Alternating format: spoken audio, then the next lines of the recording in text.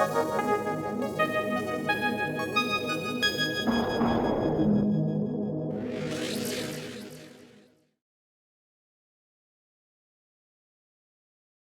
वालेकुम। आप देख रहे हैं यूट्यूब चैनल बेस से बातें और मैं हूं बिलाल अहमद खाकी।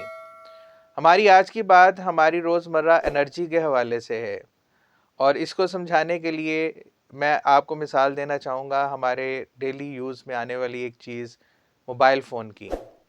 बिल्कुल जैसे कि हम सारा दिन मोबाइल फ़ोन का इस्तेमाल करते हैं, तो उस मोबाइल फ़ोन के इस्तेमाल में हमारे मोबाइल फ़ोन की बैटरी यूज़ होती है, उसकी एनर्जी कंज्यूम होती है। और जब हम रात होती है तो आमतौर पे अक्सर लोग जो हैं वो रात को उसे रिचार्ज कर रहे होते हैं। कुछ लोग ज़्यादा यूज़ करते हैं तो दोपहर में भी उनको रिचार्ज करना पड़ जाता है या बार-बार भी। कुछ लोग इतना यूज़ करते हैं कि उनको पावर बैंक लगाने की ज़रूरत पड़ जाती है। अब पॉइंट ये है कि हम जब सारा दिन अपनी ज़िंदगी के मुख्तलिफ मामलात में मसरूफ़ होते हैं तो हमारे वजूद की एनर्जी जो है वो उसमें ख़र्च हो रही होती है।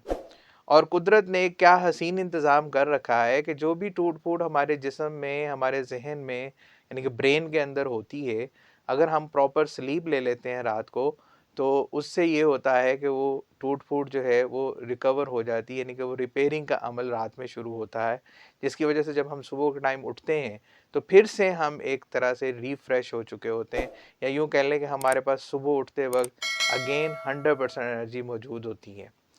अब इस एनर्जी का इस्तेमाल हमने कैसे करना होता है ये हम पे डिपेंड करता है।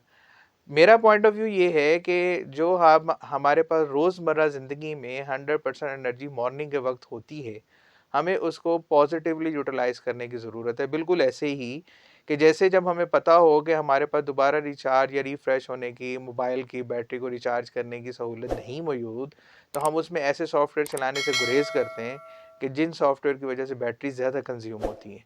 क्योंकि हमें लॉन्ग टर्म बैटरी टाइमिंग चाहिए होती है। और एक वक़्त में कि जब मोबाइल शुरू हुए थे तो बैटरी इतनी ज़्यादा पावर की नहीं होती थी, एमएएच ज़्यादा नहीं होता था। अब करते-करते 5000 एमएएच कॉमन होने लग गया है बैटरी जो है वो मोबाइल फ़ोन की।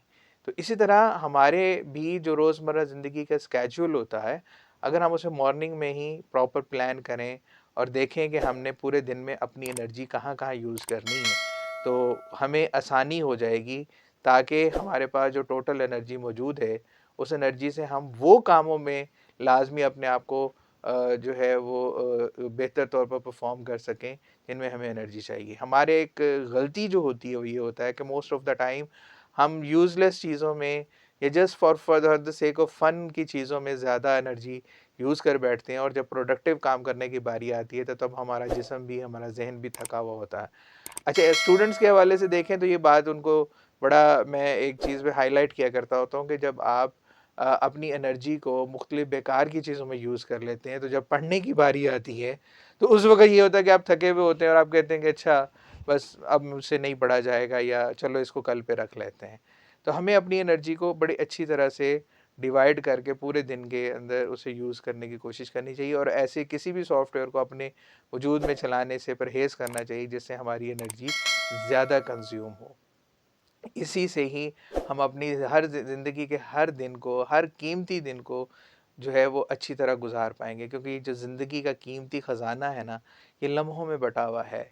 ये मिनटों में, सेकंड्स में, घंटों में बँटा हुआ है। अगर हम इसको ज़ाया करते रहेंगे तो यकीनन हम इससे बहुत ज़्यादा प्रोडक्टिव रिज़ल्ट नहीं ले सकेंगे। इस पे सोचिएगा और अपनी राय का इज़हार कीजिएगा। आज के लिए इतना ही, इंशाअल्लाह जल्दी मुलाकात होती है नेक्स्ट व्लॉग में। Thank you.